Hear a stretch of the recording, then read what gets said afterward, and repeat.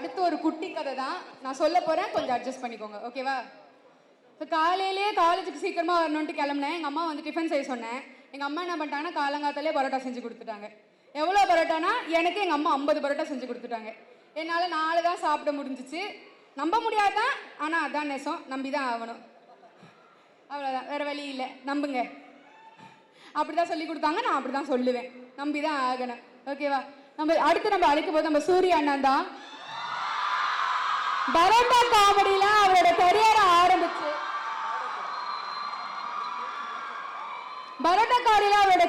ஆரம்பிச்சு நம்ம சூரிய அண்ணன் இப்ப அண்ணாத்த வரைக்கும் நடிச்சிட்டு இருக்காரு.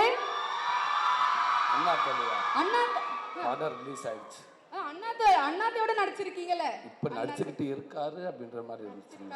மன்னிச்சிருங்க சார். அப்ப கதாநாயகன் அவரை நடிச்சிட்டு இருக்கீங்க. கதாநாயகன் அவரை நடிச்சிட்டு இருக்கீங்க.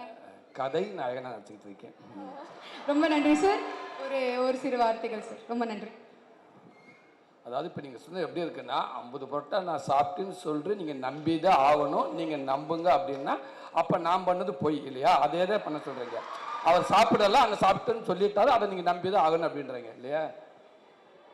ஸோ ஃபஸ்ட்டு வந்து எல்லாருக்கும் வணக்கம். மக்களுக்குள்ளே கேமரா இருக்குது, இங்கே கேமராக்குள்ளே தான் மக்கள் இருக்காங்கன்னு நினைக்கிறேன். ஸோ கேமரா கிட்ட இருக்க நண்பர்கள் அத்தனை பேருக்கும் என்னோட மனமார்ந்த நன்றியை தெரிவிச்சுக்கிறேன். அப்புறம் அங்கே வந்து ஃபஸ்ட்டு நான் உங்களை பற்றியே சொல்லிடுறேன்.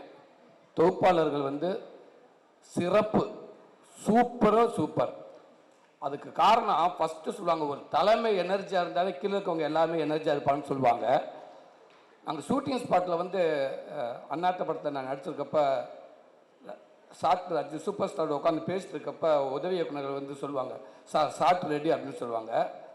ஷார்ட் ரெடி அப்படின்ட்டு சூப்பர் ஸ்டாரே எழுந்திருப்பாங்க, நம்மளும் எழுந்திருப்பாங்க. ஜஸ்ட்டு நம்ம பக்கத்தில் ஒரு செல்லு அந்த மொபைல் எடுத்து திரும்புறதுக்குள்ளே 35 அடி தள்ளி போயிருப்பார் சூப்பர் ஸ்டார்.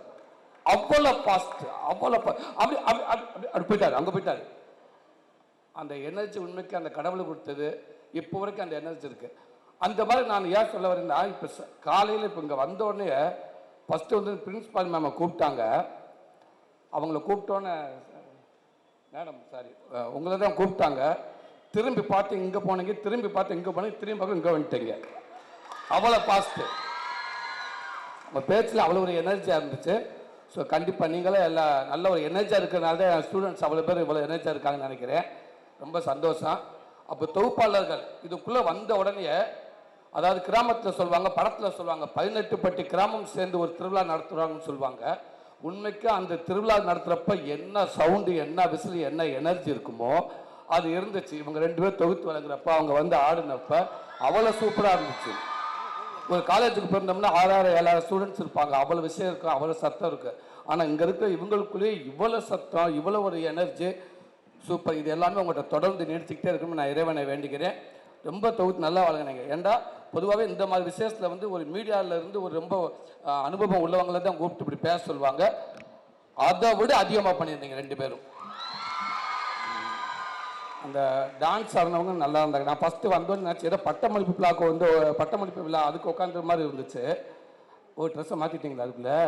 சரி, ஓகே. ரொம்ப நல்லா ஆடினீங்கப்பா, ரொம்ப எல்லாமே சூப்பர் எனர்ஜி, ரொம்ப நல்லா ஆடினீங்க.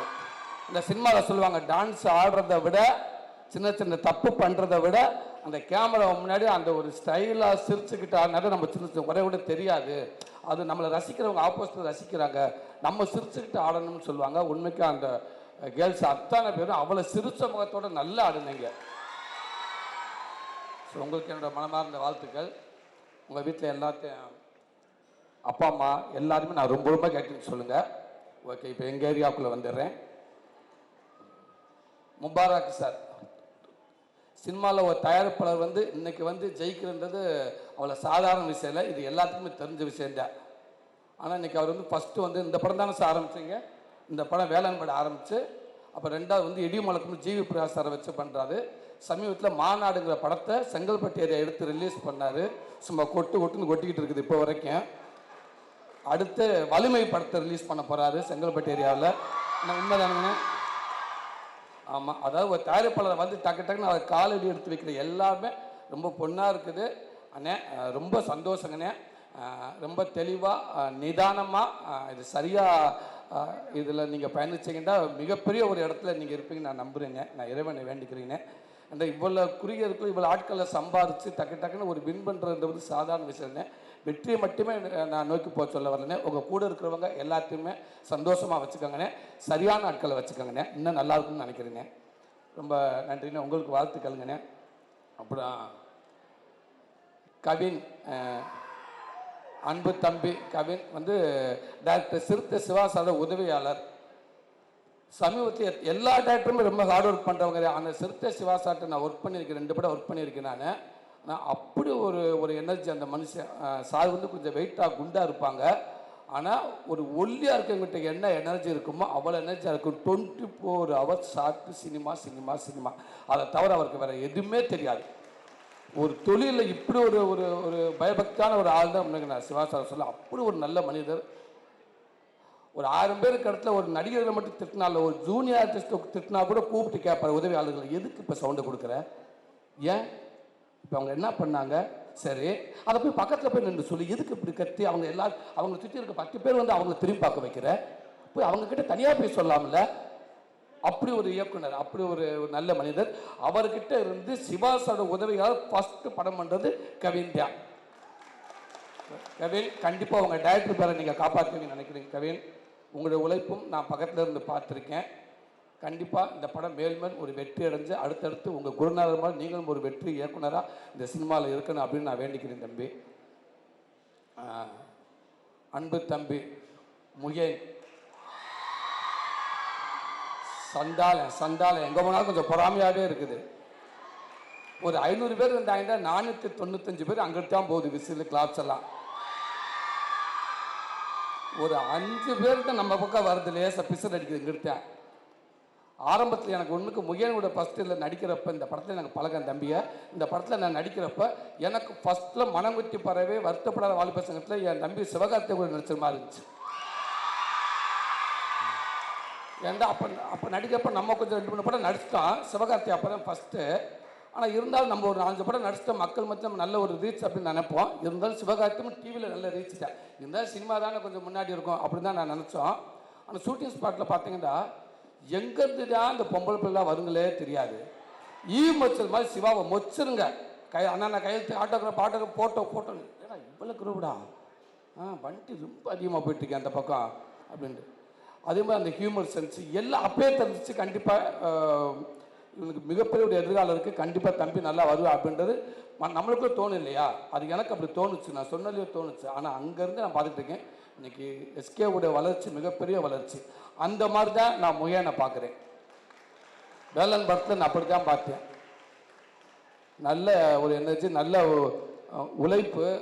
அது என்ன சொல்லுவாங்க, டிடிகேஷன் டெடிகேஷன் அந்த மாதிரி ஒரு சின்ன விஷயத்தை கூட யோசிக்கவே மாட்டாப்புல. 4 பேர் இருந்தால் கூட நேரம் வந்து அண்ணே இது எப்படி நான் சொல்லலாம், இதை வந்து நான் சொல்கிறப்போ உங்கள் ஃபேஸ் டு ஃபேஸ் பார்த்து சொல்லவா, இல்லை நான் சைடில் திரும்பி எது நல்லா இருக்கும் எது கரெக்டாக இருக்கும், தம்பி இதை பண்ணுங்க, சரி ஓகே, இருந்தாலும் நான் இயக்குனர் ஒரு வார்த்தை கேட்டுக்கிறேன் சார், நான் எப்படி சார் பண்ணிட்டேன் அப்படின்னு தெளிவாக கேட்டுக்கிட்டு நம்ம எப்படி பண்ணால் நல்லாயிருக்கும் அப்படின்னு கரெக்டாக பண்ணுறாப்புல. அதே நேரத்தில் எல்லாத்தையும் அரவணைக்கிறாப்புல. நடிப்பு மட்டும் இருந்தால் பத்தாது, எல்லாத்தையும் அரவணைக்கணும். ஸோ அந்த இது வந்து முயனுக்கு வந்து ரொம்பவே இருக்குது. அதனால தான் தம்பி இன்றைக்கி உங்களுக்கு இவ்வளோ ஃபேன்ஸ் இருக்காங்கன்னு நினைக்கிறேன். கண்டிப்பாக இறைவனோட ஆசீர்வாதமும் இவங்களோட ஆசீர்வாதம் உங்களுக்கு நிறையாவே இருக்குது. அதை நீங்கள் பார்த்தாலே தெரியுது. மிகப்பெரிய ஒரு ஹீரோவாக வரக்கு என்னோடய மனமார்ந்த வாழ்த்துக்கள் அன்பு தம்பி. மீனாட்சி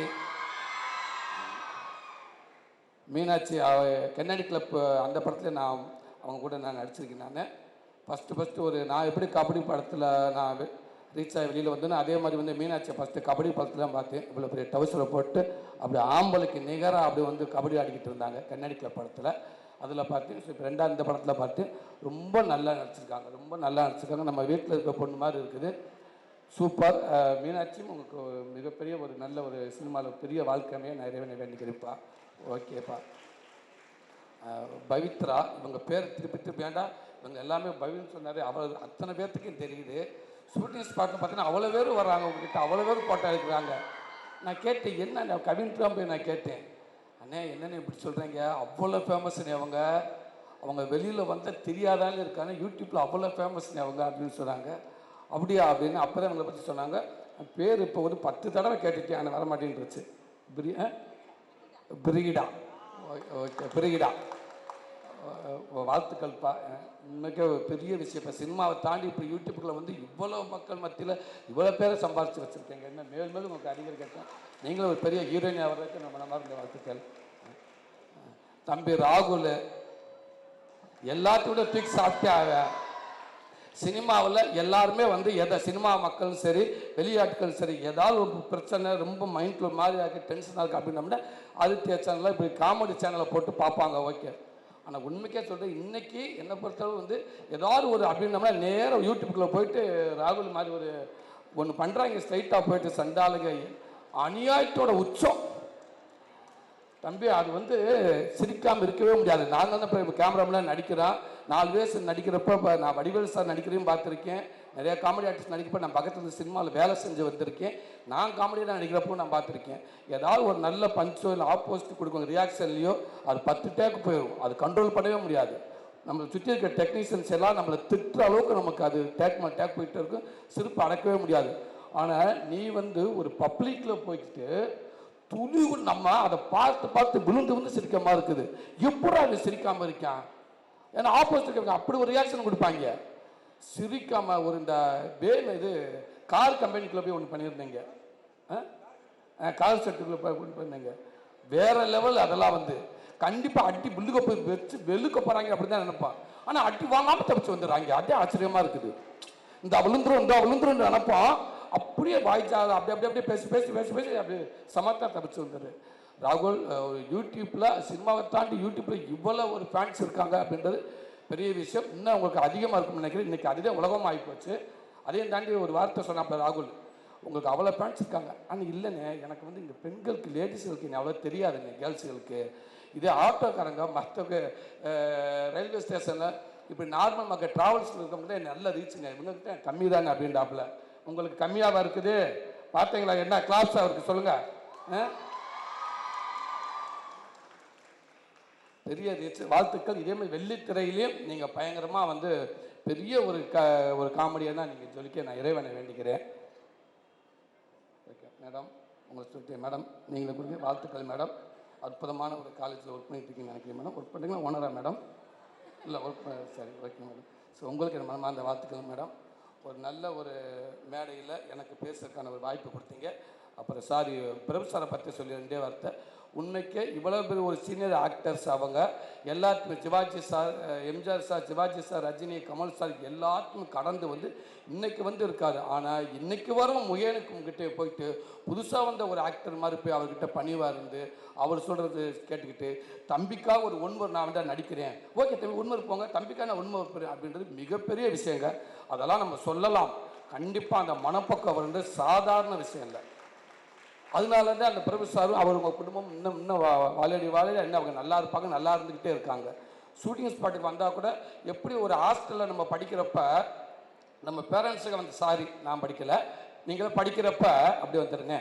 ஹாஸ்டலில் படிக்கிறப்ப திடீர்னு பார்த்தீங்கன்னா அம்மா அப்பா வந்துடுவாங்க. வந்தாங்கன்னா வந்து ஒரு 2 மாதம் பார்க்காம வந்துடுவாங்க. வந்தோடனே அவங்களுக்கு அந்த இந்த தீமண்டங்கள்லாம் வாங்கி அந்த உட்கார வச்சு சாப்பிடு, நீ சாப்பிடு, நல்லா இருக்கியா, அது யார் வளர்மதியா, உன் ஃப்ரெண்டா, என்ன சாப்பிட்டீங்களா, நல்லா சாப்பிட்டீங்களா, சாப்பிடுங்க நீ வாப்பா உங்கள் பேர் என்ன, உங்கள் அம்மா அப்பா என்ன பண்ணுங்க, எல்லாத்துக்குமே சாப்பாடு போட்டு எல்லாத்தையும் அழகு பார்த்து சரி நான் போயிட்டு வரட்டுங்களா அப்படின்னு சொல்லிட்டு போகிற மாதிரி ஷூட்டிங் ஸ்பாட்டில் வந்து அத்தனை பேர் அரவணைச்சு அவ்வளோ பேர்த்த சந்தோஷப்படுத்திட்டு போவார். அப்படி தான் பிரபு சார் நீங்கள் எப்போவுமே நல்லா இருப்பீங்க சார். உங்கள் ஆசீர்வாதத்தில் நீங்கள் எல்லாத்தையும் சப்போர்ட் பண்ணுறீங்க சார். ரொம்ப நன்றிங்க சார். இந்த படம் மாபெரிய வெற்றியடைய நான் இறைவனை வேண்டிக்கிறேன். நான் வேண்டப்ப நீங்கள் எல்லோரும் வேண்டிக்கிறோம். மீடியாக்காரங்க அங்கே இருக்காங்க. உங்கள் எல்லாருடைய அரவணைப்பிலும் உங்கள் ஆசீர்வாதத்தில் இந்த படம் மிகப்பெரிய வெற்றியடைய நான் இறைவனை வேண்டிக்கிறேன். சாரி நான் ரொம்ப நேரம் பேசுன்னு நினைக்கிறேன், நீ மன்னிச்சுக்கோங்க. நன்றி.